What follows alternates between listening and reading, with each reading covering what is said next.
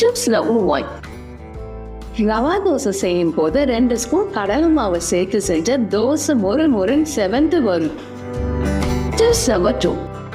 பாயாசம் செய்யும் போது திராட்சைக்கு பதிலாக பேரிச்சம்பழத்தை பொடி பொடியாக நறுக்கி நெய்யை நல்லா வறுத்து சேர்த்துக்கோங்க, சுவையா இருக்கும்.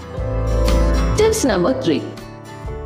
பாவக்காயோட உப்பு, மஞ்சத்தூள், வெல்லம், எலுமிச்சை சாறு எல்லாத்தையும் சேர்த்து கலந்து 1/2 மணி நேரம் ஊற வச்சா கசப்பு இருக்கிற இடமே தெரியாது. Tips number 4.